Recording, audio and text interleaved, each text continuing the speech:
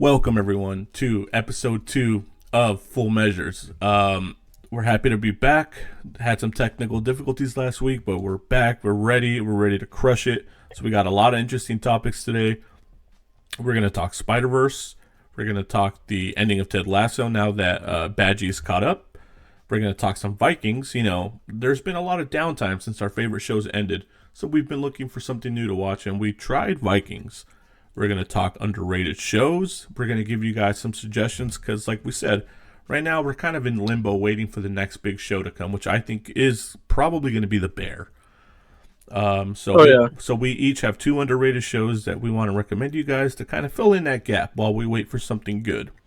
And finally, just for fun, we're going to talk, where are the Succession characters now? What do we think they're up to? How do we think their futures are going to pan out? So we got a great show for you. So first, let's get into it. I am your host, Ricardo. That is Badgie. So, Badgie, what did you think of Spider-Verse? I thought it was very good. The ending, though, the balls they had to end it like that. You know what it I reminded don't me know. of? Empire Strikes Back. Oh, yep. It takes a lot of balls to basically. Well, I wouldn't say Miles lost because in Empire Strikes Back they lost. The good guys lost. They all lost. But yeah, it to not resolve anything like that is definitely like one of Yeah. those things that would piss people off. When I'm watching a movie, I expect a payoff, at the end. 2 hours. I'm sitting there for 2 hours watching. I 2.5, expect. dude. Yeah, 2.5. I'm expecting some kind of payoff at the end. And you don't get it in this movie, but it is very good. I think it was very good.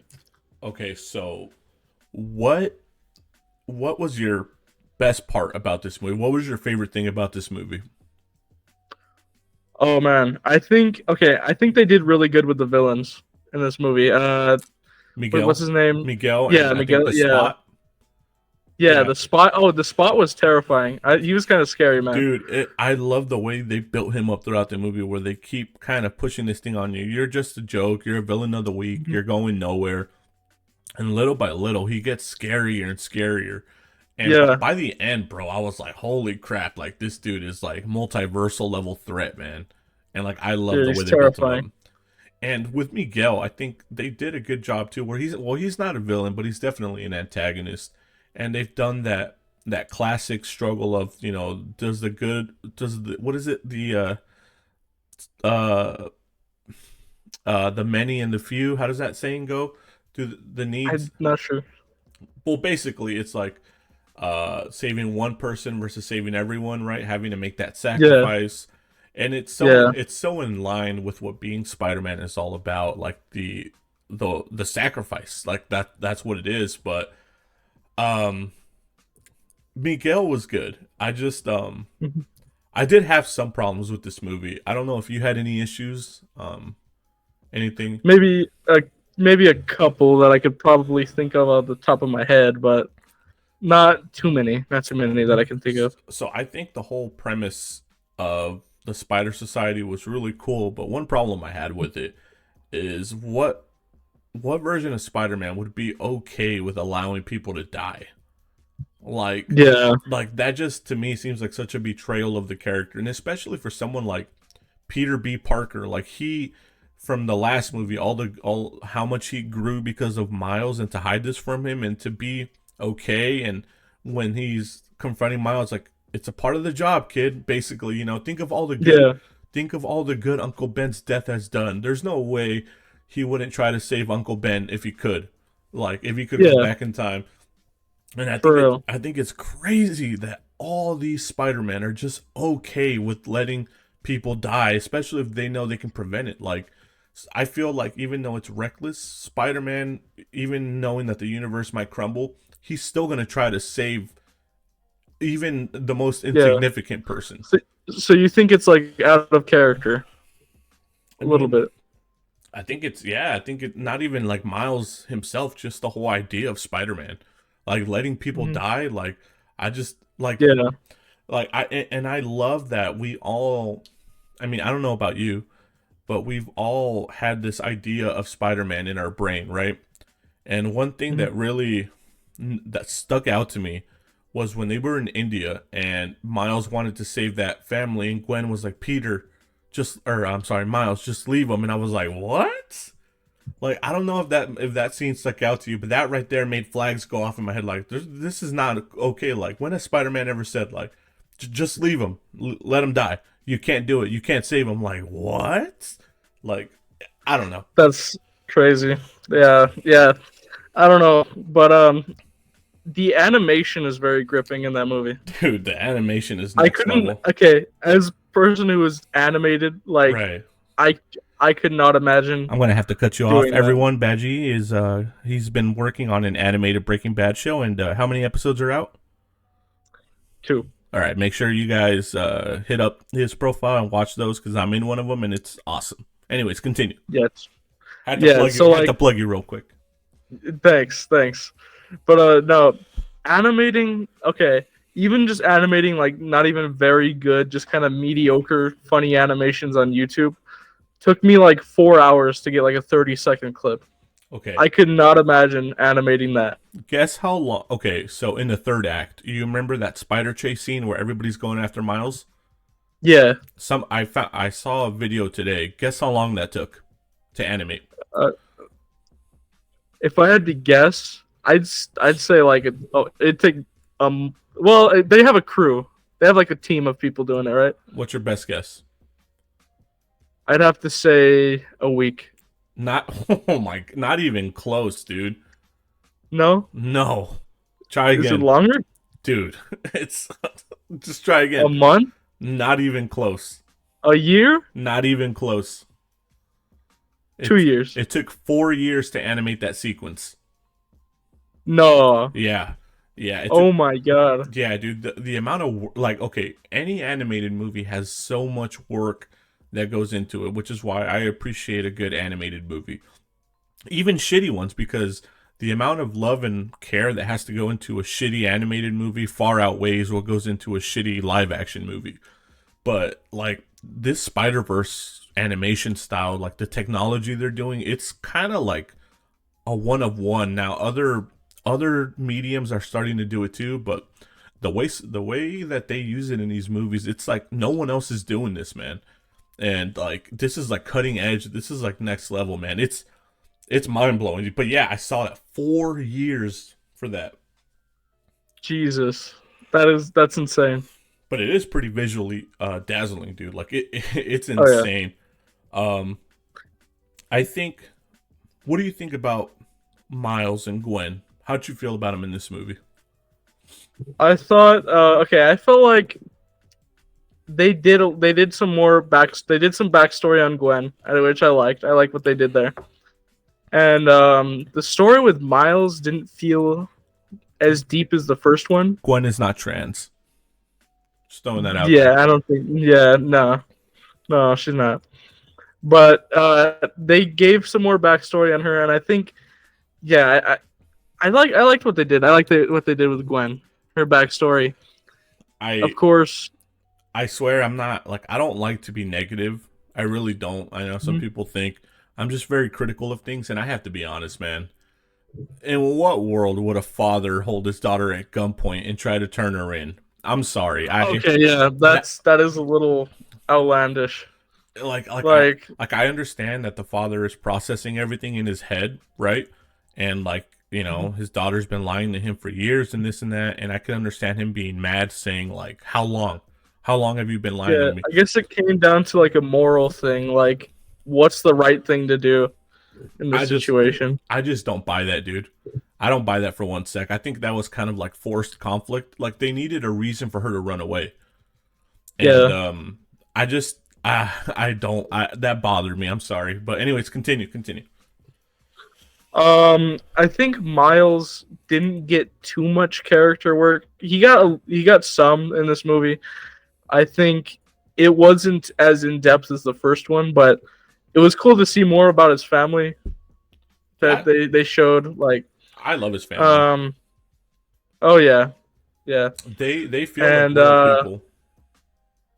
yeah, and his relationship with Gwen and wanting to be like finding out that he wasn't even supposed to be.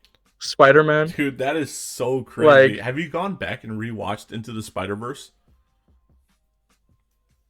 I have not watched rewatched the first one not in quite a while.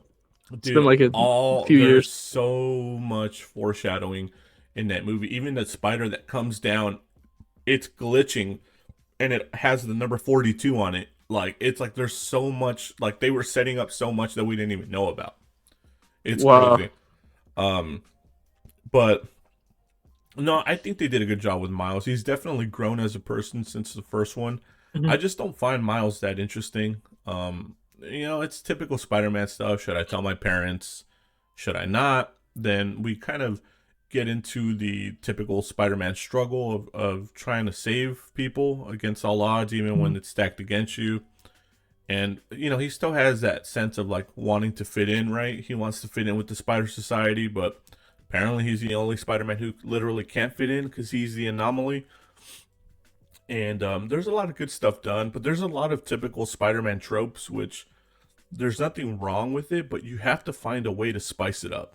I think, like to Yeah. make like how do you make this different? How do you make this more fresh? And yeah, Miles was cool. Um, Yeah. but but I don't know. You're kind of right. I think he was definitely far more interesting in the first one. I I think in this movie they relied a lot on the scariness of the villains and like just the action in this movie. Yeah, the scale of this movie is definitely crazy.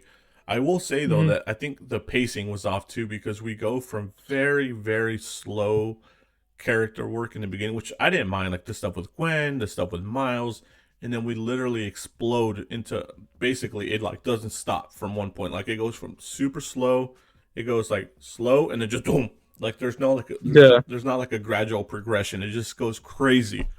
Um, I think the pacing was a bit off, but I mean I know you haven't rewatched it, but to me, Into the Spider Verse is just so much better than this. It is, yeah. I remember it being way better. And I but it's not a bad movie. No, Like I it's have peak. some problems with it. It's very good. Now I have to point something out. I'm sorry about this, but it seems like my light is flickering every once in a while, so we're just gonna have to ignore that. I Don't think I worry have to about it. change the light. So just pointing that out. No, it's fine. But the thing with Into the Spider Verse is that yeah, it is a complete movie. Um, there's nothing wrong with being a part two or a part one to a part two, but that's the thing is like there's no resolution in this movie. I think the way Across is going to age is going to be very dependent on how the third movie wraps everything up. But I mean, Yeah. for me, like the character work is so much better in the first one, even if it's like if the character work is less spread out. Because in this one, we get some stuff with Gwen, we get some stuff with Miles, with Miguel, with the Spot, with his parents. I think the first one is kind of more solely focused on Miles and with Peter B. Parker, who is like probably my favorite Spider-Man. And I think the dynamic between those two of the young kind of Spider-Man who still has kind of like he has stars in his eyes. It's all new to him versus the withered veteran whose life is kind of broken him. Like Yeah. you see where you start and where you end up, and in the way that they both kind of lean on each other and help make each other better. They kind of mentor each other in a way. I think their relationship is just so much stronger than anything in Across. Like it doesn't even compare. Yeah. I want this movie to like be a lesson. Don't end on a to be. Like. I guess you can if you want, but I think if you're gonna have a part two, sure, you can have a part two, but like don't end it like that. Have some kind of conclusion, that leaves the fans feeling more like in touch with the story, like gives them something to talk about. Like if there's no ending, I don't know what to say at the end of the movie. Yeah, because if you compare this to some like a part one to a part two, even something like Infinity War, it has a concrete ending where like this movie, Mhm. you would need context from other movies to really like appreciate it, but it could be like its standalone movie. right? Yeah, You have yeah, exactly. Thanos, who's the protagonist of the story, and by the end, his mission succeeds. He wins, the heroes lose, and that's that's its own what's the word? Shock ending, or what was the word you used for Spider-Man? The ending style. Uh Conclusion. Yeah, yeah, sure. Like, but it's like it's a full story from with character arcs starting and ending, and then we still have a part two that we need to watch. And I don't know. Yeah. I feel like when you do these kinds of endings, it's kind of cheap. Yeah, I mean, well, look at the first movie, the first Spider-Verse movie. They gave it an ending. It wasn't a to be continued. It could have been. They could have never came out with a part two. To be fair, though, when they made that, they didn't know if they were gonna get a part two. Yeah, It's an animated yeah, that's movie. Like true. how But it worked. That it worked. shows that it works. Yeah. Just give it an ending, and if you want to make a part two, you can make a part two. uh, the nothing in Across is touching the leap of faith, man. The leap of faith is probably my favorite scene in like any movie ever, dude. That Like, scene is beautiful, man. dude, it like makes me cry every time I watch it. That and like I said, his relationship with Peter B. Parker, man, like that I posted it on my TikTok, but that scene at the end where someone has to stay behind to close like the dimensional portal or whatever. And he tells Peter, like, if you stay, you'll die. And he's like, I know that. And it's like, the way I interpret it is like, this guy is so afraid to go back to his life that he'd rather sit there and die. Like, he'd rather Yeah. basically just, he's committing suicide at this point. And that's like where his life is at. And dude, that callback, there's that callback where Miles does the same move to him when he sweeps his leg from under him that Peter did to him when he tied him to the chair, and he hits him with that line like, "How do I know I won't mess it up? You won't." And then you have Peter go, "Right, it's a leap of faith." I'm just, oh, dude, like It's so good, man. that is such Yeah. superior writing, and like the music and when he's falling, and just, dude, that is like that is top tier. Like not just superhero movie. Like this is just Into the Spider-Verse is like a masterpiece, dude. To me, like it can't be It touched. is. It is. I really can't find flaws with that movie. And like I said, the character work between Peter and Miles is just superb, man. And that's another thing, dude. Yeah. I was really disappointed with Peter B's. Like, he didn't need to be in. Like, I love the actor, Jake Johnson. You know, if you've ever seen New Girl. Yeah. I love the actor, but what purpose did Peter B. Parker serve? Like, I feel like the story was too big for him in this part of the story. Like I think he would have been great coming in the third one to be there for Miles to help guide him. But in this Yeah. one, he was just kind of forced. Like, oh, he Yeah, has a he was kid like now. out of place. He And was just kind of there. with his kid, like his kid is so cute, but like, come on, man, it's just kind of silly Yeah, I think they just put him there to put him there. because fans love him. I mean, I love him. Yeah. I was so happy to see him. I think I even looked at my wife. I was like, "Oh my god, it's Peter! It's Peter!" And she just like looked at me like, "Whatever." Like, but like, Yeah. nah, he was forced. But like, okay, where do you rank Across? Like, I mean, what are your top 5 comic book movies? My top, I don't know if I could think of 5 right away. Top 5. So number 1 for me, Into the Spider-Verse, then Logan, then Logan's so good. probably Infinity War, then probably the first Guardians of the Galaxy, and then after that, man, it could be a toss-up between so many different movies: Winter Soldier, Guardians 3. Oh, yeah, I loved Guardians 3. me too. But now looking back on it, that movie does have a lot of flaws. But like Yeah. the thing is like I can overlook them because the emotions of that movie, the character work is so good.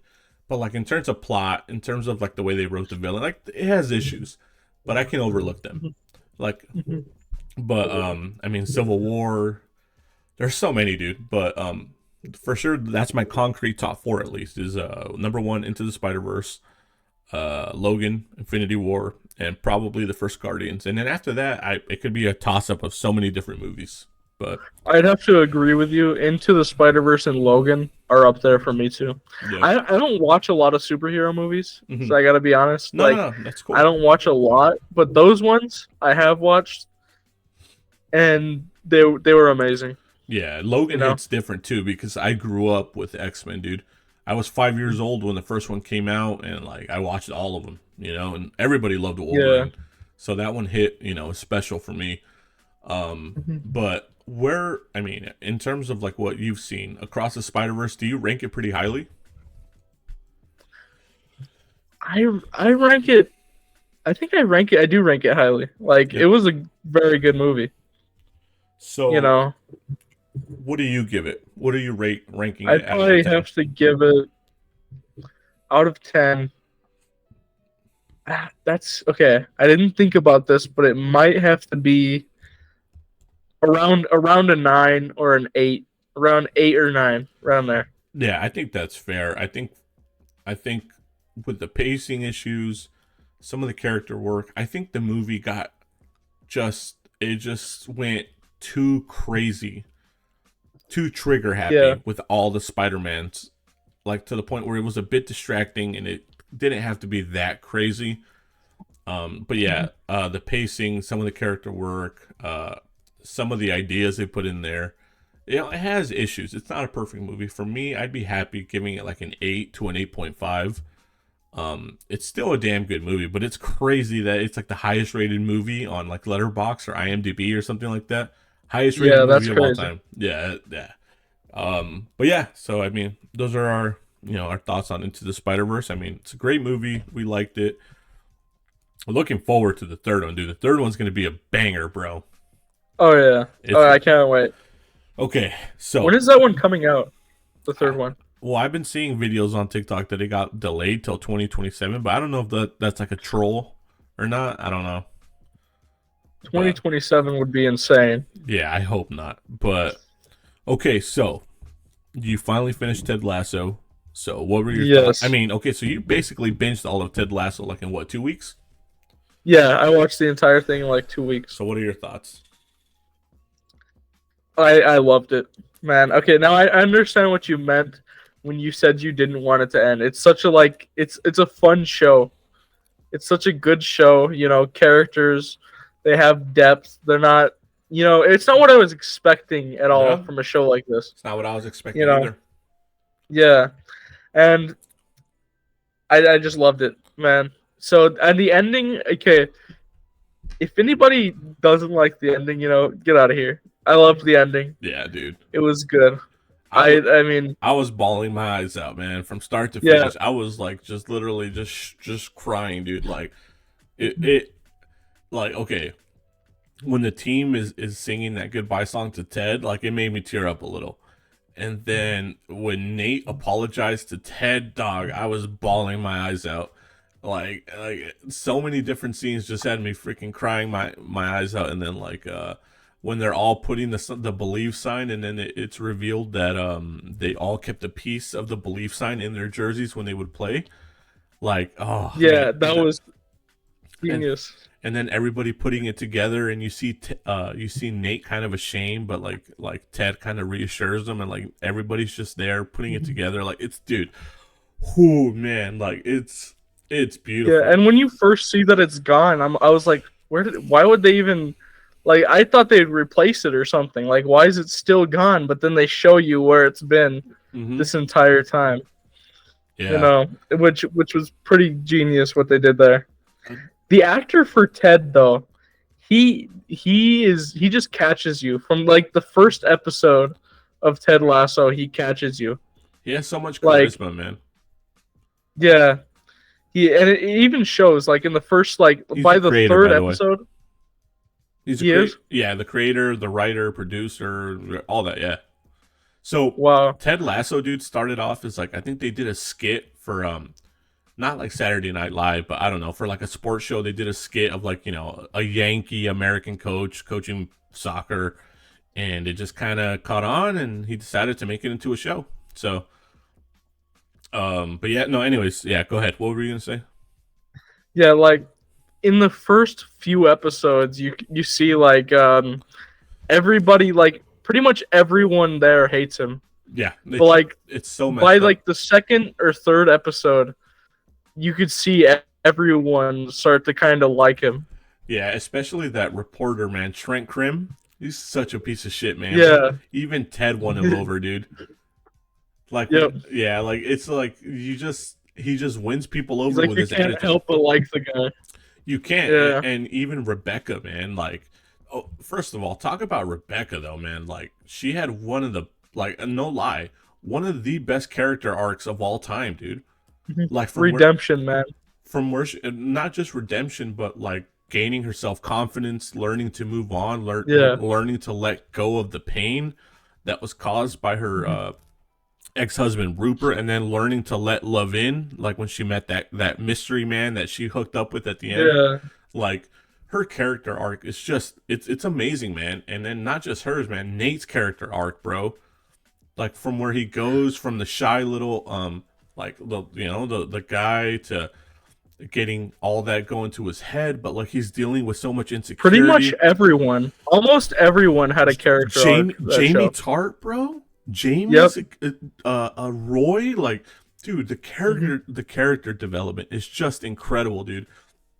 And that's like when people like I make posts about like what I think are something like when I'm reviewing shows and I'm like, yeah, Ted Lasso is one of the I don't know 20 best shows of all time, and people in the comments are like, Ted Lasso. I'm like, dude, like just because it's a comedy show or it's goofy at times does not take away from it. Like, it develops characters better than most Oh yeah. dramas. It handles dramatic elements and dramatic moments better than most dramas. Like it. Yeah, the amount of work they put into every single character, like you get to know all of them. You get to know like the whole team, like almost the whole team. Now You that did become an issue in season 3, though I yeah, will say, because they started introducing characters and subplots that just no one gave a shit about and didn't need to be in there. Um, yes, I agree with that. but for the first 2 seasons, it was just about perfect. Like, Hmm. I haven't even dropped a review for Ted Lasso because I don't know how to rank season 3. I don't know how I feel about it. Yeah, It was definitely the most up and down season they've had. Um, what did you think of season 3? I mean, it's harder for you. I don't know if it's easier or harder for you to rank these when you just binged them all, or if you've had I time to think think it's about them. pretty hard. I haven't had that much time to like sit and think about it. So I'd have to think about this more. I'd have to talk about this again later because I don't know where I'd be able to rank season three. I'm in So, the same boat as you. some of the issues people had is just like the stuff with Keely and the subplot with her girlfriend. Like, why was that in there? The episode Yeah, devoted the episode devoted to that video of her leaking. Like, why? The stuff with the gay player. Um, like, why? Why? Now, yeah, what I said. So here's what I said about that stuff. Starting these arcs was very, I think, clunky. It was messy, but what they did with all these different things ended up um paying off in a pretty good way. It's just the way that we got to it, I think, was not good. Like, the setup was not good for a lot of these like subplots, but the yeah. payoff and the way they would tie into the themes and the messages of this season and the show overall, very well done. But like, in terms, like, it's just like, did it need to be there? No. Like, could we have used this character to tie into the themes in a different way, a more interesting way? I think so. But Okay, now this is a controversial thing, but like the thing with the gay player, I think that was their. I don't. It's okay. It might sound crazy. I think that was there for money. Like if they would have had him there for season one, all the way from season one till the end, it would have been way better than just introduce him all of a sudden and try to give him depth was in he like 2 episodes. was he not in seasons 1 and 2? Or he He was, right? was there, but he wasn't He like was in the a background. character. Yeah, he was just some guy there every once in a while. That's the thing. Like, I don't want to look because it's a very touchy subject, and I don't want to say like a player, someone being gay is not like a thing, right? Like, of course, people are gay Yeah, everywhere. It's just like, and out of a team with 20 to 30 people on it, like, someone might be gay. That's yeah, of fine. course. Yeah, But it's just the fact that it felt very shoehorned in. yeah. I think if they would have done it more like through the whole show, Yeah. given him like more screen time than just a few episodes. And that's my problem is the screen time that they devoted to someone like him, someone like Keeley. And don't get me wrong, Keeley is awesome, especially in the first two seasons. But in the third season, Yeah, I don't mind her screen time. I mind what they did with her screen time. Same with the gay player. I forget his name. I apologize. And a couple other yeah, storylines, but like it took away time from the people we wanted to. I wanted more Roy. Dude, we especially got robbed of Ted Lasso this season. Like yeah. he was kind of in the background for most of the show. Now, He was. I know the actor. He was going through personal issues, like through a divorce and all this and that. So maybe he wanted to take a step back, which is fine. Mhm. But still, then if that's the case, like take his screen time and give it to a character who's more interesting. Um, Yeah, and then the stuff with Sam, like him not making his national team and the black billionaire showing up, and it's like, what are we doing here? Why are we? yeah, Why is he here? Like, it just is pointless. yeah, And like season 3 is full of all these like ups and downs, but then you get to the final two episodes and it's like they're mind blowingly good. So yeah. like, It seems like in the other seasons, like every episode was about that set of five characters. Like, and it's sprinkled in some of them, yeah, like they sprinkled in Sam a little bit. They would sprinkle mhm. in the Mexican player. Uh, Danny, I think is they would sprinkle in the captain who's always looking angry. Like yeah, they would sprinkle them in, and they would get so much development with the way they would use them.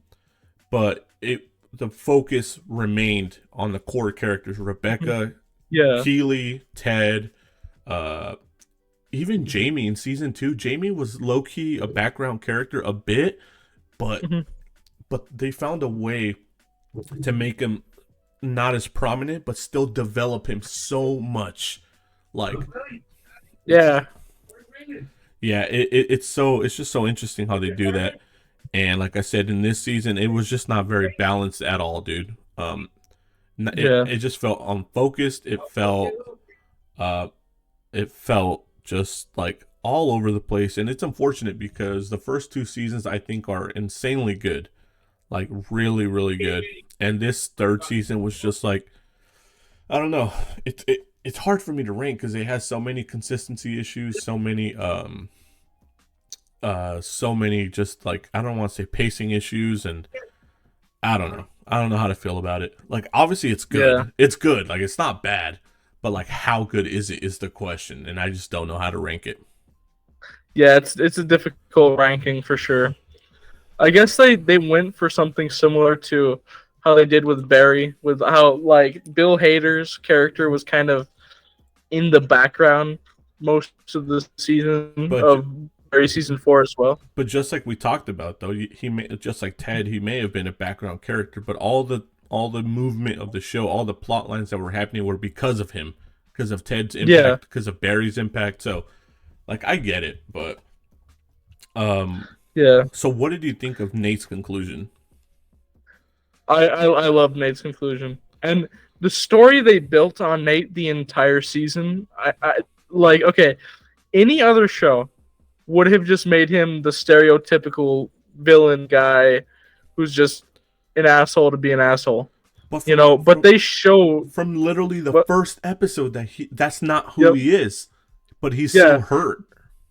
Yep. They show how he's still that clumsy guy. He's Insecure still guy, yeah insecure, clumsy, tripping, easily falling. manipulated. Yeah. Yeah. Like so.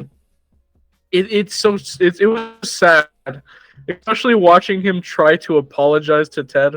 I think it was in episode 3, And then and Rupert he just shows up never got a chance. because Yep. Rupert like dude, Rupert reminds me of the devil on your shoulder. And Yeah. I think he knew. No, it's not. I think no. Rupert knew how fragile uh, a guy like him was, but he basically, I think he could recognize that he needed a father figure or like a strong man or something, right? So he was trying to always corrupt Nate. Anytime he would notice when Nate was kind of like drifting back to his nice ways, he would always be there to kind of Yeah. pull him back. And Exactly. that's the thing about Nate, is that he always wants to impress his father figure, whether it be his real father, whether it be Ted, and then once it's not Ted, it's Rupert. Like he was always looking to kind of like make Rupert happy, to impress him. And Nate was a really tragic character, man. His relationship with his dad was so sad, man. But my goodness, Yeah, that scene with the violin, bro. Oh my god. that was a beautiful scene. Just him and his dad, just dude. That Yeah. And what did he tell him? He said, you would always tell me to turn it off or to stop playing yeah, every time you heard me playing it." and the way he spoke to him in that way, like you could hear the hurt in his voice and the anger. And Yeah, this is something we talked about before, but the final episode of season 2 of Ted Lasso, when he went off on Ted, everything he said to Ted, he was basically talking to Ted like as his father. yeah, yeah. For his father. Yep. Like, oh yeah, dude, Ted or Nate is, to me, Nate is one of the best characters I have ever seen, dude, on television. Like He's always wanted to be accepted. He wants to be like everyone else. He doesn't want to be that nerd, that loser on the side who's just getting bullied. He wants to be bigger. He wants to make someone proud. He wants to make his father proud. You and know. and his father, like, I understand where he was coming from too, like raising a genius and all this and that. Obviously he went about it the wrong way, and it really, really screwed up Nate's life, man. Who knows where Nate would have been if he Yeah. would have had that support from his father, you know? Yeah. Nate is such a tragic character, man. Like, and he's such a pathetic character in many ways, dude. Like when he was doing that press conference, and to hype himself up, he always has to spit at him, like he's like spitting at himself, Mhm. like Yeah. like in disgust. Like it's just like there's so much going on in that head, man. Like Nate is amazing, but I love the way he redeemed himself to call. I think his what was the name of the equipment boy? Like Uh, remember when he threatened him, and then like in the final episode he fixed everything for him, and like it's like those little touches, yeah. man. Oh, Yeah. did you catch that little moment with Jamie and Nate where Jamie made Nate a little shoebox? Yes. Yes. That Dude, was such a good moment so because beautiful. in season one, you start season one with Jamie being the bully to Nate, Yeah. the enemy to Nate. So it was really smart what they did there. Jamie was so insufferable in season 1, man. Bro, and you find out why. You Yeah. find out about his father and how his dad was, and you think, okay, this is how it's one of those things. Like, it's an old saying, like, when you're bullied, you hurt other people. It's hurt people. Yeah. Yeah. Yeah. You just, it's been a minute since Ted Lasso ended, so you just reminded me of another kind of issue. When I was telling you, the way they would get into storylines was kind of random and not set up Mhm. or lazy, but the way they paid it off was excellent.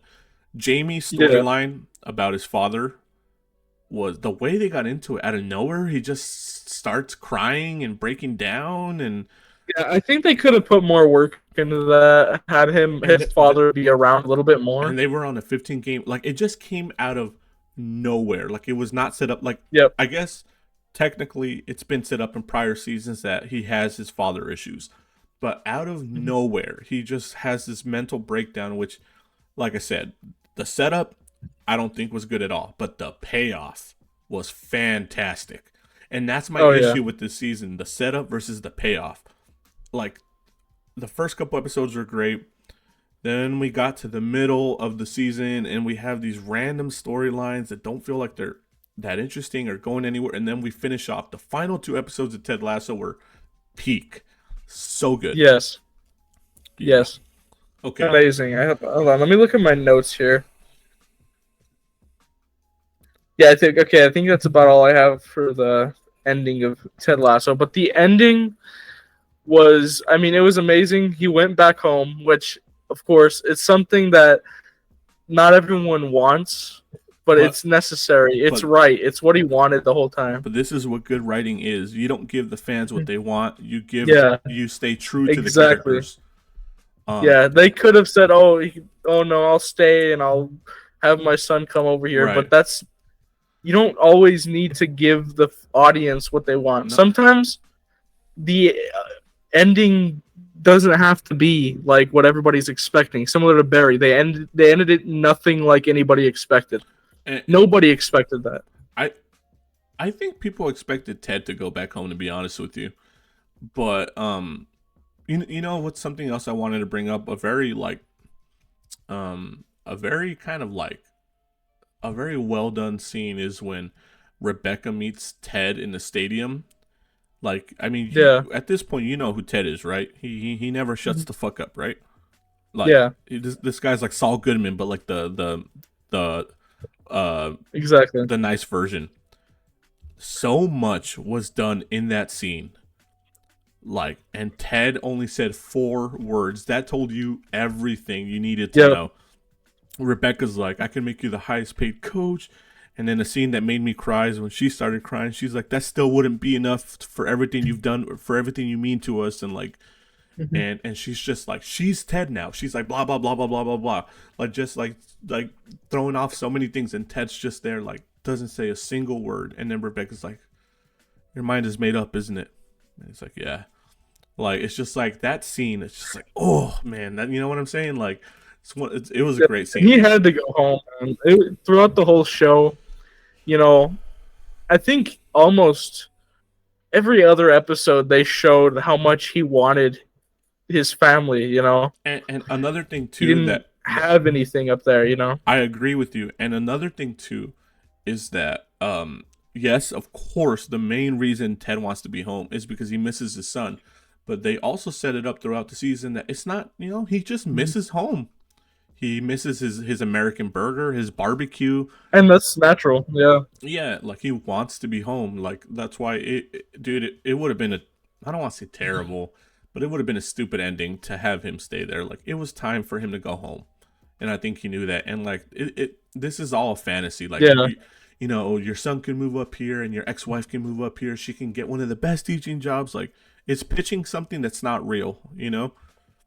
But yeah, no, that scene really stuck out to me. Like, Yeah. Ted Lasso's this guy who never shuts the hell up, doesn't know when to stop talking. But in that scene, like, he said 4 words, man. But like, silence, it said everything.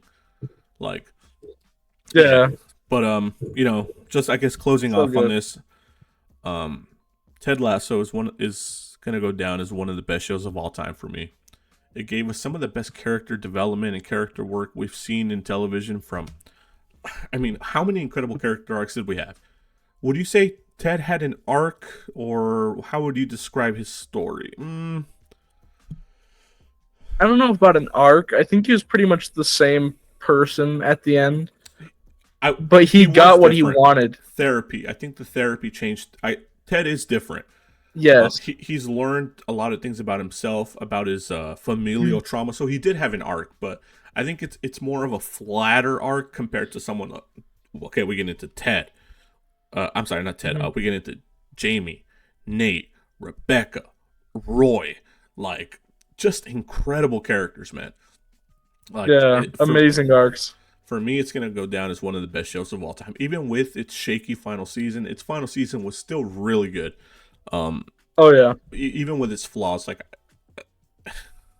yeah, those are my kind of final thoughts. Do you have I any? have to ask you about your controversial thoughts.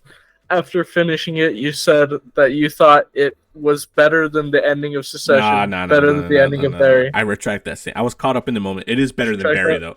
It is better than Okay, Barry, in my opinion. yeah, it is better than Barry. I don't know about Secession, but I do think it is better No, than no, Barry. it's not better than Succession, man. No Yeah, way. I was just in the moment. I'll be honest. But and I understand why. okay, but answer this though. Do you think we're saying that because Ted Lasso was such a crowd pleaser, or do you just genuinely think it was like a better written ending? It was led up to better. Like, what do you think? Like, are we being clouded by the goodness it made us feel? I don't think we're being clouded up. I think I think it was really well done. I'd have to rewatch it. I'd have to check it out again, but I think it was a really well done ending for every character. Yeah, I don't think a single character had like a bad ending because like it's such story a wise. it. You know what it reminds me of? It reminds me of Felina. where Yeah. everything's tied up. It's kind of like a perfect little gift wrap, like a bow, like a little bow Yeah. on the gift. Um, it it's a very different ending from something like Succession, which Succession was always the type of show where like, not everything needs to be answered. Not every storyline needs to be closed. It's kind of He how, accomplished everything he set out to do from the first episode. He set everyone up for their futures, and yeah, he got out of there. yeah, And I thought it was perfect. You yeah. know, No, yeah, like some people might say it was like too much of a happy ending, but I think it was a happy ending, but not something where they pushed it so hard in a direction to like it wasn't a forced happy ending. It felt like everything just came naturally because all these people had grown so much that of course they yeah, were all in a better place, happier, and Ted's influence, like I think because of what Ted's impact, this super like happy ending mhm, is natural. 'Cause sometimes other shows try to force not even happy endings, but maybe feel good endings or endings that people want, and it just doesn't land. yeah, But it really yeah, landed with this. yeah. Um, What I would have wanted though is okay. They could have done? They could have made it where like the whole gang, he just becomes the main coach for the soccer team and just stays there. And they could have done it that way, which they didn't. Another ballsy thing too is I think we all expected Nate to be the coach, no? Yeah, But yeah, you know what, man? After like, you don't just get to betray all the people who love you and then you just get a promotion. Like yeah, I think what Nate cares about is just having the love of his people. Like he wants to be on good terms with him, but I'm not gonna lie to you. That caught me off guard. But like you know what, it makes total sense. yeah, Roy would be the next one in line, right? And maybe yeah. Nate will be the assistant. And I think in the future Nate is gonna go coach his own team, but he's gonna be in a better place. You know? Yeah, and it really shows what they did with the character Nate. How okay, so how he just wants to be accepted. He doesn't want to be coach, and he realizes that he when he flipped out on them, it's like an embarrassing thing, and I He understand it. was I mean, it embarrassed. happens. He was embarrassed. Yeah, it happens a lot. In real life, people will flip out, and it doesn't mean they like everything they say. They don't. It doesn't mean they actually mean it. I agree. What they're saying to people. You might It just say things out of anger and it's later regret what you did. it's what and we didn't know the payoff of what Ted said, but Yeah, it's what Ted told Beard, where if man, I hope not all of us are judged by what we do at our lowest moments.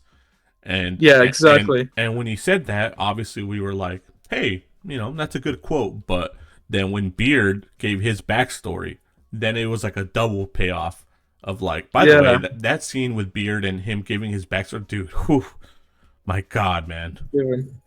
Everything was amazing. The, I mean, it the was great. final two episodes were just like Yes. I was literally so upset because I was like, where was this during the whole season? But Yes. like okay, we tried to end this conversation already like three times. Okay, Yes. fine. Okay. Rank the seasons, quick, off the top of your head. Rank the seasons. Okay. Season 1, I'd have to give 8. Season 2, I'll give I think I'll give it an 8 as well. No, actually, I don't agree with you, but hey, you're entitled to your I opinion, man. think yeah, I think I'd give it an 8. And I think season 3 I'd give it's hard It's to rank hard. them, man. I Okay, can't do it. here, forget numbers. Just rank the seasons in terms of what you think is best. No number. So I'll go. Okay. I'll go first. Best season. Or go ahead. Okay. Go ahead. No, you go. Best season is season 2. I believe Yep, I agree. season 2 you get the most story out of each character, but was season 1? I think season 1 and season 3, it's hard to say. I think season 1 with season three's ending being so good, I think it's on par with Yeah, season one. I think it makes up for some of the flaws that it had. Okay, Mhm. season one is infinitely better written, but the Yep. peaks of the emotional and character peaks of season three are so much higher. Like, Yeah.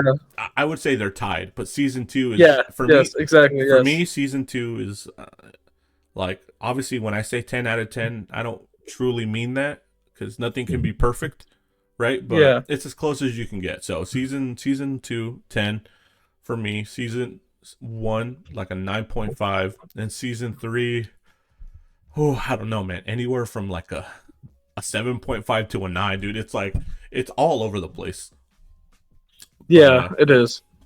but yeah, so I don't enough Ted Lasso, bro, because we keep getting pulled back into it. It's so good. It's so good, man. All right, man. All right. Vikings. So So we started Vikings. we started watching Vikings. What are your thoughts on the first season? Because I gave mine and My people weren't thoughts happy. are how to excuse the lack of great writing is put a lot of action. That's my thoughts. Like with season one, the action People are not going to be is happy. amazing. Okay, I'm gonna say yeah. I'm not gonna say it's bad writing. Okay, but it's not the greatest thing I've ever seen. It's not very. The characters don't feel like they have so much depth. As other shows I've watched. You watch season one of Breaking Bad. Walter's depth is Okay. insane in season one. No. That's not fair. You have to No? compare it to a lesser show. Like Okay. it's not Okay, a fair. lesser show. It's not I fair. don't know how big Vikings is because I've never paid attention to it, I but I'll say okay. What would be lesser then? I don't know, bro, but I finished season two, and from what I can tell you is you can't have two seasons that are this quality and be compared to a show like Breaking Bad. I can tell you that much right now. So, Okay. but like what like that's the upper echelon. We're talking something Yeah. like Peaky Blinders level. You know what I mean? Okay. I never watched Peaky Blinders, but I'll just say that I think the characters could have more depth than they do. Dude, to me, I the characters were bland. They didn't have any yes. personality. You have Loki, who's a cold, stoic leader. You have Rollo, his Yeah. brother, who is jealous of his brother and everything he Mhm. has. You have Slowkey, the crazy guy, who hears stuff. You have the strong female or the strong wife. Like it's just cardboard Yeah. characters. Now, Um, one thing I think the show tells a lot about is morals. I think it tells a lot about morals yeah, and doing the right thing, which this is a different time. This takes place in Vikings times, which doing the right thing they're wasn't brutal, really paid attention to. and that's Yeah, that's another thing I have to ask you. Are we supposed to be rooting for Ragnar? I don't know. I do. I don't know I if I don't. should, but I do. I don't like anybody on the You show. know? No, because I could have like I could have fucked with Ragnar. But Yeah. the moment they stormed, because in battle you do what you have to do. But when Yes. they went to that People monastery, who are unarmed when and they they're just killing them. but doesn't that go against like the Viking way of like battle? Like they're unarmed civil. I don't know. I could be wrong. Yeah. I don't know. I don't I claim. don't know nothing about Vikings, but I think that's why it says a lot about morals. Like it's crazy. I was not expecting them to just straight out kill all these people. Like in the I think the last episode I watched, I think it was episode 3 of season 2, when they started shooting the arrows at that priest guy in the church. They started like they hung him on a tree or like a wall or something, and they were shooting arrows at him. Oh yeah, And I was like blown away that they are actually putting this in the show. yeah. Like, And you know what's another thing too? Like again, I could be wrong here, but from what I've learned from history is that part of raiding villages was not just killing people, but raping the women, and mhm. they've left that out because I think if they would have left them raping women, they would have been even less likable. Yeah, You yeah, know, it's crazy. the only time someone tried to rape someone, I don't know if you've gotten there, but someone tried to rape Ragnar's wife. And Yeah, but like you're telling me that's the only one? Like no, dude, like you hear it in the background sometimes, but it's like they're kind of conveniently leaving that out. because Hmm. I've seen videos where, why do people from like Scandinavia and these places have like these crazy genetics where they're 6'5" and you know what I mean, and super strong? It's like, well, it's been proven, when you're it's survival of the fittest, and in battle only the strongest warriors will survive. And when they would raid villages, Yeah. they would pick the best women, and by pick Mhm. I mean take by force probably, and they Yep. would breed with them, and that's how you get like this strong bloodline, right? You only had the best of the best. So it's like, it's just funny to me that like they leave that out because that's kind of a big deal, but like Yeah. I don't like any of these people. Maybe the priest. I mean, because he's just kind of in a bad situation. Like I feel for him Yeah. He is. because he didn't hurt Yeah. no one. He's just, I feel for him. I was not expecting him to kill people though. In the last episode that I watched, I was not expecting What happened that. in the last episode you watched? Uh, Because I finished he season uh, two. he, he saved Ragnar. Ragnar told him, "Don't ever hesitate." Oh yes, yes, yes, yeah. And so he goes out and he kills that guy, which is, if you understand Christians, Yeah. that's So crazy. here's another thing that they dropped the ball on. Okay, he just had to kill someone, and it's not a spoiler. They don't linger on it. It's just like, he killed someone. Yeah. This should have been a bigger deal, but it's Yeah, not. it should have. It should have been like It's him. cut off from it. It should have been something where like it's causing him to have like a crisis of faith, because like he's slowly starting to adopt like some of their religion and stuff, which is cool. Like Yeah, he by far, actually, okay, the show doesn't lack. The show does have one good character, which is him. yeah, Um, yes, Everyone else is just bland. Um, but no, but yeah, like there should have been a more crisis of faith, or a like a what have I done kind of moment. You know what I mean? yes, Where yes. like what I would have done is like he kills someone and he's Mhm. just standing there like shocked, and then someone's about to kill him, and then Ragnar saves him, right? Or something like Yeah, that. But no, it's just kind of like, and then maybe it had some kind of like confrontation between Ragnar, telling him like, "What's wrong with you?" Because they're so used to killing, yeah. you know. Yeah, like it's just kind of like it just happens and we move on. Like a guy like Yeah, him, I don't know if it would have been that easy, to be honest with you. yeah. I can't see myself going out and killing someone and just going on with my day like it was nothing. And you're not even some devoted Christian or I'm devoted, not. No. like you're just some guy. Like, Yeah. but like, yeah, but it is enjoyable though. That's the thing that I put in my review. Like people get Mhm. so upset, like, oh, you think it's bad? Like I never said it was bad. I just didn't say it was Yeah. good. It's perfect, dude. It's okay to be in the middle. You know? Yeah. Yeah. You don't always have to have like peak television. I mean, I Yeah. watch stuff all Yeah, the time bro. that is just I just watch to watch. I watch a lot of trash, man. I watch so much Yeah. reality television with my wife. Mhm. Me and her, we literally call it like, all right, babe, what garbage do we have to watch today? Like it's okay. Yeah. Like not everything has to be literally the best thing ever, and it's okay Yeah. if I don't think everything's the best thing ever. Because people got upset, man. They had like over 200 comments in that video. People, That's crazy. yeah, people were upset, dude, and insulting me and this and that, You and know, saying that's all right. Maybe it's like something. It could be it has a big following. biased. It has a big following, Yeah. the show, And I'll be honest with you, season 2's better. But how much better? Something really stupid happens in the final like 2 episodes, man. Okay. I think you'll know it like when you see it. We'll have to talk about it some other time. The But thing about rooting for Ragnar is it's okay to root for a villain, but like like when I was watching Lalo and Better Call Saul, I was actually hyped to see what he was going to do next. Like I wanted to see him succeed, and I'm not a bad guy, I don't want to see bad things happen to good people, but it's a show. But Lalo is charming. He's charismatic. Yes. He's funny. He's likable. Ragnar is none of those things. He's not Yeah, charming. he's just He has there. He's just there. He does that look from a distance Yeah. because Yeah, the yeah. actor used to be a model, right? So he's always doing that sexy look from a distance, or like he like even like a This show is a that cocky Viking. even a show that I called very above average, Peaky Blinders. Thomas Shelby, which I didn't find the most interesting character. He's very stoic. He's very, he whatever. He has a swagger to him. He has an intelligence to him. He has a sort of charisma about him, like a stoic, quiet charisma. Yeah, Ragnar has none of that, dude. He is not charismatic. He's not charming. He's not that interesting.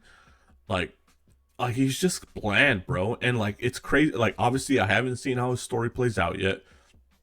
But I'm excited. when people put him up there with the greats like Saul Goodman, Tony Soprano, Walter White, I'm just like, I don't see it, dude. And Yeah, I don't see it yet. right, I'm yeah. hopeful. No, me too. I mean, I think even his brother's more interesting than him, dude. Like, Yeah, but I feel like the story, like opportunity they have here, they have a good, like I feel like a good story can be told in this universe. I feel like they can tell a good story. I'll tell They you, have to find it. They I'll have to I'll tell you figure it right out. now, they haven't done it through 2 seasons. I'll tell you, that's for sure. You know Yeah, what's yeah, another thing that and pisses me that's off? dangerous. It's like Yeah, just like there's no sense of time passing. Like, that's true. how long does it take to get to those the British country? I don't know. Man, well, Yeah, someone kind of grew a beard, so you know, like yeah. oh, how long have they been gone for pillaging? I don't know. I And then mean, suddenly they'll just show up back home with all the yeah, stuff. yeah, dude, and like another funny thing is like the first time they go there, they make it seem like this big trek, and then later on, like even as you get further in season 2, it's just like, oh, they're there again, oh, they're back, oh, they're there. Like it reminds. Have you Yeah. seen Game of Thrones? I have only watched part of season one. I Okay, never got too in much in into in the first Game of Thrones. in the first couple of seasons, there's a sense of time passing, of traveling a distance. Like Mhm. you can feel how long it takes. By seasons like what 6, 7, and 8, people are just teleporting wherever they need to be for the plot. That's kind of what it feels like in Wow. Vikings. Like people just kind of teleport now. Yeah. And at least they have dragons in Game of Thrones. Yeah. Like they're just paddling boats, bro. Like you know what I mean? Like we don't get any sense of time of like how long were they gone for raiding. Like it'd be nice, but it's not like a major Yeah. complaint. Um, Yeah. And that's the thing. The show depends on the action sequences that they do, you which know, is like every episode almost they have an action sequence. it's funny. You know what? I love when you texted me and you said, "Bro, I can tell the budget's way bigger." Literally, Yes. the opening scene of season 2 with the battle, you can just. I said the same thing to my wife. I kid you not. I'm like, well, I can definitely tell the budget is higher just because of the stunt work, the choreography, like Yep. yeah, which is nice. I mean, because it's a History Channel show, so it's probably like they don't know exactly like if it's going to be a hit or not. But you can tell the budget is way bigger, dude. And that's one danger with TV shows. You don't know if your show's gonna be a hit. The people who are giving you the budget don't know. It's kind of like throwing it in. It's like saying, okay, this is a risk. Are we going to give a big budget on this Yeah, show that might just fail, might not earn us anything? yeah. You know? No, I get it. I totally get it. But like literally, like from the opening scene, I was like, wow, yeah, the budget's a lot bigger. um, Yep. but yeah, I mean, overall thoughts on Vikings, man? Are you excited to watch the rest of it? I am excited to watch the rest. I'm I'm interested. I'm sure the like that's the thing. Like I'm 2 seasons in, and to be honest, I don't think it's a very good show, but I'm enjoying it. Yeah. It's not bad. It's not bad, but it's It's not giving me good. something to watch, man. I was bored Yeah, out of my mind. yeah. Nothing to watch. And Like when you texted me to watch Vikings, I instantly turned on my TV. I was like, all right, I have something to do. yeah, yeah. It's something good to pass up the time. So, Yeah. um, it's not great. It's not good, but it's not bad. Like so, it's fine. It's fine. I mean, yeah. Yeah. All right. So, you know, we just had 3 of the greatest shows of all time. End, and I've been feeling like an empty hole in my heart. And it's like Yes. and there hasn't been a lot of like heat coming out. So what I wanted to do was to kind of give you guys some shows that you can use to kind of fill in the gaps while you're waiting for the next big show like The Bear to come out. And even then, when that does come out, we'll be done with it in a day. Because, they're dropping all episodes in one day again, and they're going to be like probably like 30 minutes each. So it'll probably be a Yeah. 1 day binge. But, some other shows to help you get through the year until we get some of the more peak shows towards the end of the year. We thought we'd give you a couple of rankings of what we find like are some underrated shows or some underappreciated shows. So, we'll go one. So go ahead and give me your first show, Badgie. Okay. My first show that I'm going to recommend to you guys. It's underrated. I haven't heard anyone talk about this show. It's The Path with Aaron Paul. And the whole reason I watched it is because Aaron Paul was in it. I love Aaron Paul. But I was actually very impressed. I watched all 3 seasons. There's 3 seasons. They're all very good. Streaming network? It's on Hulu. Okay. And it's very good. I like what they did with the characters and the story. Question. Is it an ongoing show or it's finished? It's finished. Did it get canceled or did it actually finish? It got canceled. It was supposed to have a 4th season. But the ending of season 3, I think, is a perfect ending to the whole show. Actually. Oh, that's nice. So they got a chance to kind of wrap things up. Yeah, it was a perfect wrap up in my opinion. Right. So, it's a cult family drama. It's about this like cult that is going on, and it's Aaron Paul. He's a character who's kind of married to this woman who's part of this cult thing, and he doesn't really want to be part of it. I'll let you guys find out the rest when you watch it. Cool. But just check it out. I recommend you check it out. Right on. So, for me, the first show I'm going to do is going to be a show that a lot of you have heard of, but I don't think enough people have watched, and that's going to be Narcos on Netflix. I mean, I don't know if the show is still ongoing. I don't know if there's going to be a season, I think 3 or 4 of Mexico. But, man, Narcos is a great show. It has a lot of great character work. I mean, I think, I don't need to explain it to you guys too much, but the first 2 or 3 seasons are about Pablo Escobar, his rise in the drug game, to him being kingpin, to his downfall. The 4th season deals with the gang who steps in to fill the power vacuum.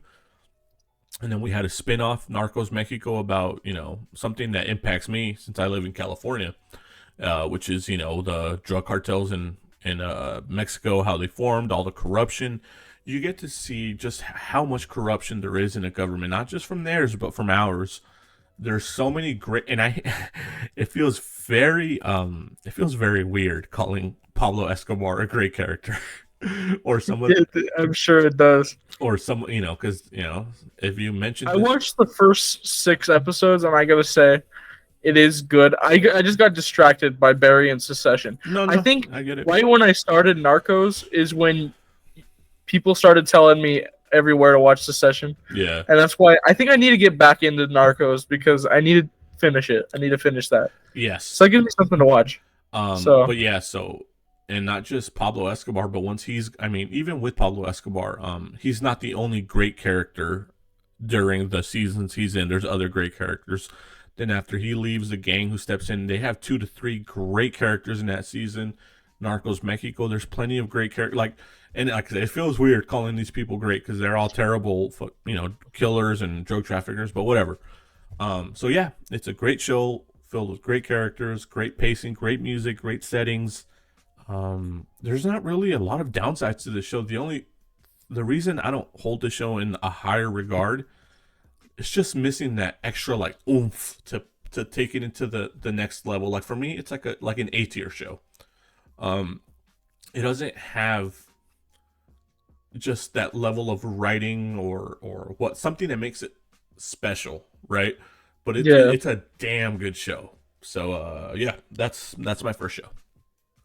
Okay, now I'm gonna go on to my second and last show that I'm gonna recommend. It's called Bloodline on Netflix. It was a Netflix original. I've heard of it. I watched right after I finished Breaking Bad. Ongoing? Okay, now it's not ongoing. It's over, okay. I believe. I watched. Okay, I gotta say, I've only watched the first season, and there's 2 more seasons. But I don't even think anyone should watch the other 2 seasons. I did start season 2, but I will say the first season alone was amazing. It's one of the best first seasons I've ever watched. I mean, the way they concluded it, it's a story about family, jealousy, drugs. It's like it's very good. Sounds It's good. very good. Yeah. Right on. How many seasons? There's 3 of them. Did it finish or did it get canceled? It finished. Really? Okay, Yeah. cool. All right. For my, I mean, I already talked about this show. Okay. All right, here's something out of the box. Okay, so for my second show, it's going to be another Netflix show called Glow, Gorgeous Ladies of Wrestling.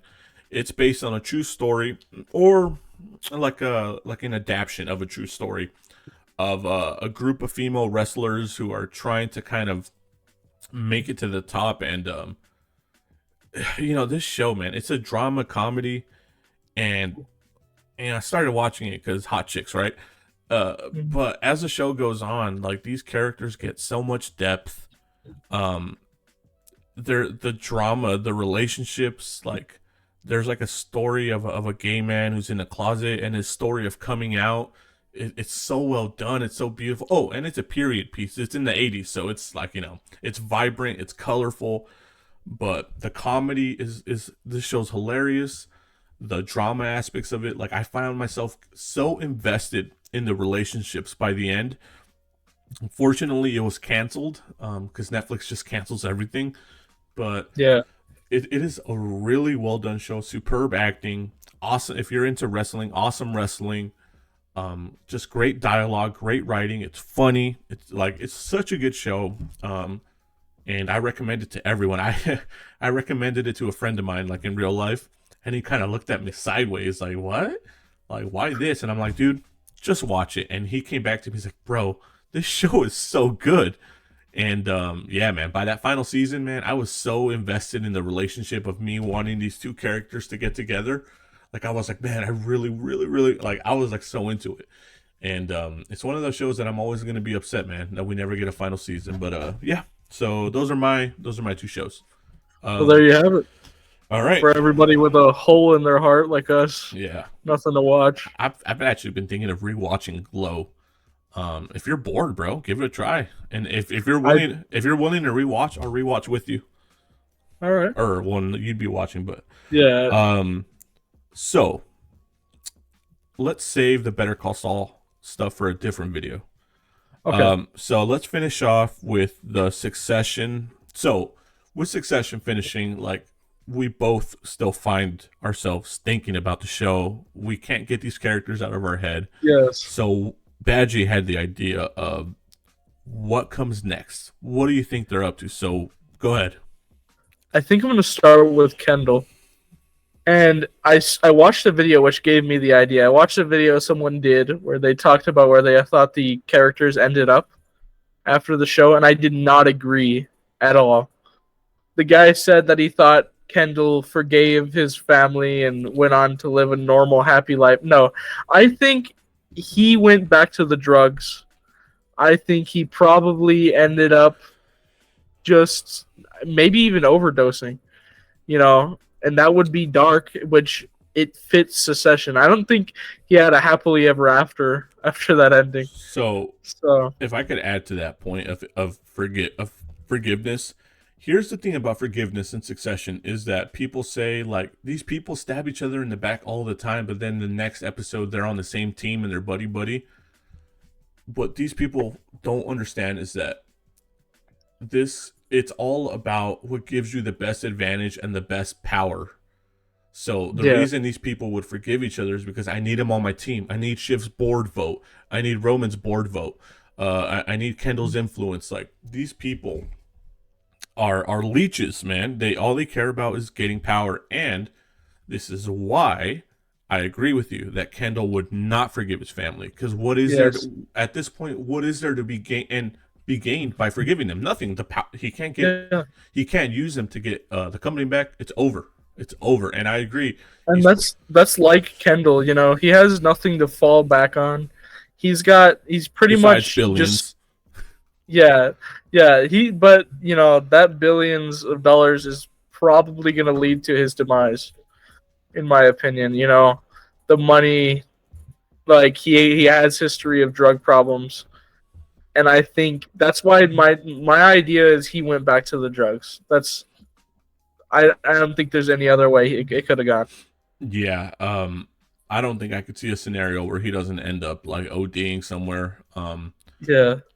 It's just like he said, he told Shiv like I need this to live, right? Like you Mhm. know this it reminds me of I was watching this interview with John Bernthal, the guy who plays Punisher, Yeah. and Shia LaBeouf, right? And Shia and or no, John Bernthal was talking about Shia I've seen LaBeouf, this. Yeah, I've seen this. Yeah. and he said that Shia LaBeouf and acting like he needs it to live, right? This is what he keeps him alive. And then people in the comments are like, bro, these Hollywood actors are so corny saying I need acting to survive. Like, I don't think these people understand what they mean by that. And this could apply to any part of life. Like you have people who work the same job for 30 years and retire. And without that job, like their life feels empty. And I think that Yeah. applies to someone like Shia LaBeouf, where like he needs this to be alive. This is what keeps him going is the art of acting, because it fills that empty void in his life, and that applies to Kendall, where uh, Kendall, yeah, he has billions. He could do whatever he wants, but what felt the empty void in his life was pushing for the top job, and now that he doesn't have it, what's left? Money? Who gives a shit? I mean, of course, it doesn't matter to him because he's had money his whole life. But Yeah. um, yeah, it without that job, without the goal, because now it's out of reach. He can never have it. Yeah. I don't see That's his. the only thing he's cared about, and he doesn't have it. He You doesn't. know. He doesn't have his family anymore because he kind of Mhm. pushed them away with how he was acting. He lost his brother. He lost his. He Yeah. definitely is gonna hate Shiv. Um, Oh yeah. he has nothing, so I think Yeah. he's done. But I agree with you. What do you think about Roman? Roman. Okay, I think he probably ended up just getting away from that whole thing because you've seen in that one episode. I think in the last episode was the When he went with last his episode. mom? He goes away. He goes to his mom, and he sees that he feels so much more at peace there, away from this whole business side of things. So I think in the end, he just did what Kendall can't. He got his money. He paid out, and I think he probably just lived his life away from the whole business thing and just did what he does. You know, the thing about Roman that it showed little by little, but he was pretty business savvy. Yeah, I could see him because I think he was very tortured by his father, but I could see him starting his own like news company, kind of like to try to be like his father. But I don't know. I don't know how that would be for his like mental health. I think there was a bit of relief at the end in his final scene of that smile he gave, yeah, where like it's yeah. and I He's agree out with of it. a lot of people's assessments that he never wanted it. I think he was doing it to get approval from his dad. He never Yeah. truly wanted it. So it's hard. I think he's the hardest character to pinpoint because he still has a He lot of is. issues. He has so He many really issues, is. man. Yes. So I really don't like, and definitely none of these people are gonna get professional help. Honestly, it makes me think. Like, I wish they could have given a little bit more of an ending for Roman. Like, that's I'd like to see more of like what happened to Roman after. that's not Succession style though, man. Yeah. Yeah. But he's the hardest to pinpoint. But I could see him just taking his billions and just kind of just lit. I think he's gonna end up a lot like Kendall because without that what's the word? Without that like goal in mind of trying to get the company, like what does he have besides his money? But like, what drives him? You know, like Yeah. he wanted what drove him was the approval of his dad. Now he can't get that. Yeah. What drove him was getting the company so he could get approval from his dad from the grave, but now he can't get that. So it's like, what is left for him, really? I think the best option for him is just to go on with his life. Do what Kendall couldn't accept. He accepted that like we're nothing. He said there at the end. He says we're nobody. We're just Bullshit. playing dress up. Yeah, we're bullshit. So I think the best ending he could get is if he just goes on and just lives his life with all his money that he has, and just Yeah, you know. I even mean, when that's what I would do. they lost, they still won, bro. Yeah. Okay, Honestly, Connor is like the real winner. I don't If think I were, so. I'd be Connor, bro. I would. If I were in this situation, I'd just take the money and I wouldn't be part of that whole business aspect. Being in a I wouldn't want to. being in a loveless marriage like that is really sad, man. Because True. just when I thought him and Willow were doing good, like you get that Yeah. scene where she kind of wants him to go wherever he's gonna go, and Mhm. then when Shiv's like, "Oh no, it looks like Connor's gonna be staying here, huh?" and she makes that face like, "God damn it!" Like it, but like they both know the deal. Like Connor knows she doesn't love her, Yeah. but that's no way to live, man. I think Connor has a sad ending too, man. They all have kind of sad endings, except for Tom. I think Tom. All right, let's go. So I don't have a lot to say about Connor. So you want to go to Tom? Yeah, let's go to Tom. I don't think Tom has that great of an ending either, dude. To be honest, because No, like he, I guess if the paycheck is big enough, that's all that. Because we agreed that's on all he this. wants, We agreed on really. this, Yeah. right? He's not motivated by power. I mean, I Mhm. guess if he wanted the top seat, I guess so. But I think more so by respect. By Yeah. he said it himself. He likes his material objects. He likes his fancy watches and all that. Yeah. Um, but So like, I think in the end he got what he wanted. but he's gonna be a punching bag. He's gonna be Greg to Matson. He's gonna be his pain sponge. Like, But does that matter to him? If he's getting so much money, being the boss, being way above where he was, you know, I don't know if it really would matter to him being this Greg to Matson. oh, it mattered to him when Matson said he wanted to get with Shiv, but Yeah. he had to swallow that because he just will do anything for the top spot, you know. And Yeah. he's also going to live in fear that Matson could can him at any time because Matson is Yeah. unpredictable. And I Yeah. think he is in a higher spot, but he's found like a new Shiv now with Matson, Mhm. where Matson's going to push all this shit on him, and it's going to make his life harder, and he's going to take it out on Greg, and the cycle's going to continue over and over. I mean, we can disagree on that, but I don't know how much of a better ending Tom got, to be honest with you. Yeah. So where do you think he ended up after his ending? To be honest You, with what you, do you what are your predictions that happened to him after? Tom is going to be CEO for 1 to 2 years max Yeah. before he gets kicked to the curb by Matson, and then after that he's back at the bottom. I mean, not And that bottom, begs the but question, what happens to Greg if that happens? Greg got the worst ending, man. Yeah. He could have had $150 million, Hmm. and he tried suing Greenpeace, which we never got resolution on that. But I don't think he's gonna win that. No way. His grandpa's allowed to give away his own money, like it's his Yeah. money, which is ridiculous. But he is gonna forever be a slave to Tom. Unhappy. I mean, I think what tempted him most was not necessarily the money, although the money is good. It's the lifestyle. Yeah. Being in those private rooms, being on the private jet. So one day you're in Seeing all Italy, these cool people around you one day and you're just in wanting to be Italy, like them. then you're in Sweden, now you're back in America, all within a span of three Yeah. days. Like rubbing elbows with the most powerful people. That's what that Yeah. it's like a drug, you know. Yeah. But at the end of the day, he his ending sucks, man. It does. He got shit on. But what happens if Tom does get rid of, after a few years, like you said, what happens to Greg I think at that Matson. point? I could see Matson keeping him around because yes, he did He betray likes Matson. Greg. but he respects. I think he respects Greg. So I could see Yeah, Greg's maybe getting out from under the thumb. But I think the yeah, way this show is very Shakespearean, I think Greg is destined to be with Tom forever. So maybe Tom goes to a different company and Mattson fires both of yeah. them, and Greg's there with him, man. How could anyone not like Greg?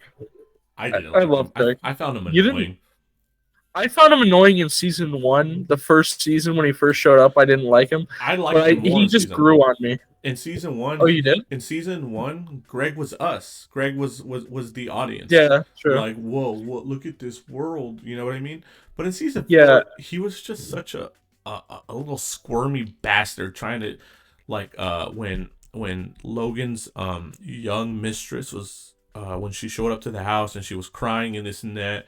And he sees yeah, Logan's ex-wife, like, get her out of here. He's like, oh, look at her crying. Like, he literally would jump on anybody's like and that's meat. what Tom taught him. Yeah, but Tom is so much better at it, dude. Yeah, yeah, He's less embarrassing and cringy about it. Which I'm not saying the writing was cringe. That's just the way Greg is. He's like everybody says Kendall's like a cringe lord, which he is. God damn, I found Greg to be a cringe lord too, man. yeah. I just can't help but love him though, because Okay, he's just so pathetic. yeah, just like Tom, just like Tom. Yeah, Like I work for a certain company, and I've always told people like I don't care if you're the CEO himself or you're, because now I'm in management at that company, or you're someone under me. You speak to me with respect, and if you try to disrespect me, yeah, I'll tell you to f off. Like yeah, I value my self respect, and a guy like Tom, like he'll spit shine your meat, bro, if you ask him to, like yeah. like I can't respect that. I don't like that. Um, but yeah, so Shiv, what do you think about Shiv? Shiv, I think she just stayed in the position that she's in with Tom. I think she ended up. I don't think Tom and her have a bad future. I think she's gonna stay in the relationship with Tom because that's all she has pretty much now is that relationship she has with him. And I think that's the best I can think of for Shiv is just It's not a happy she's marriage. yeah, yeah, She's gonna. that's true. I think they stay married, but she's gonna continue to cheat on him. And a lot of people said she did have a You think bad she'd ending. continue to cheat on him? Like, don't you think that's kind of risky though, with him being like her only connection I don't think it now? matters, man. I think Matson will probably end up sleeping with her at some point, and Tom's just gonna have to swallow that, dude. Um, Damn, like that's sad. I think there's two ways to look at her ending. One is that she's gonna be destined to the same fate as her mother, Yeah, being the wife of a powerful CEO while she stays home to take care of kids that she doesn't even care about. Or hmm, there's another way that people put it, like, Shiv has the most power out of any of the siblings towards the end because she has a direct ear to the CEO. But then you have to consider that CEO has no power. you know, yeah, exactly. like, Yeah, so what influence can she really have with a puppet? You know, that's true. I think Yeah, I think just like every other character here, she's destined to just be unhappy, unfulfilled. But what I did respect about her is that she was one of the only ones who was really willing to put her emotions out there yeah, with Tom. She tried. She tried. Like, I've never been good at this. What did she say? Like relationship stuff or emotion stuff. Like she she yeah. she opened herself up a bit to like kind of like love and kindness. She Um really did. But what she did to Tom was messed up.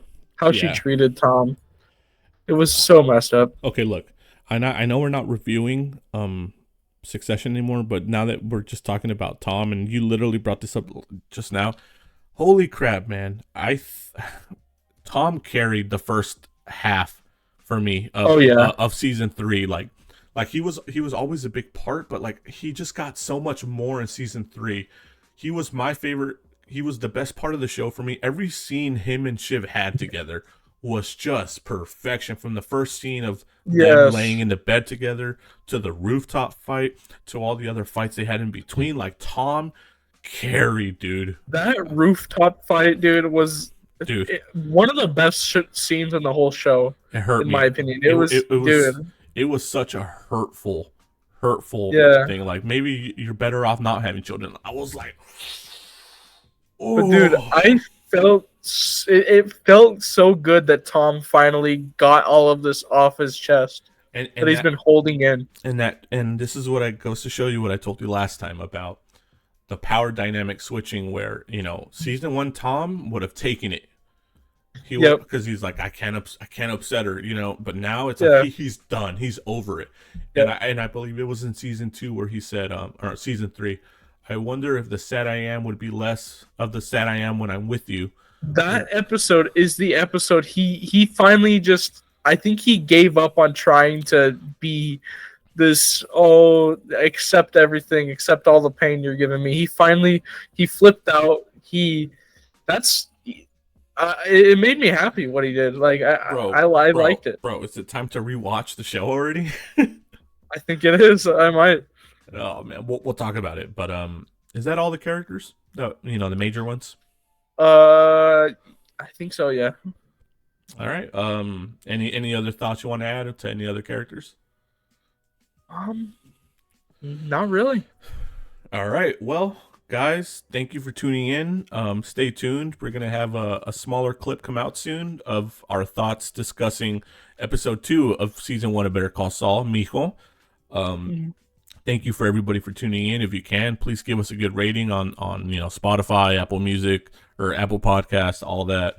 Make sure to follow Badgie. Make sure to follow me on TikTok, YouTube, Instagram, all of us, man. Yep. Hit us up I'm on on our TikTok, socials. on YouTube. Yep. Check it out. Links are posted here. So thank you guys so much for tuning in. I appreciate it. I hope you enjoyed it. Thank you.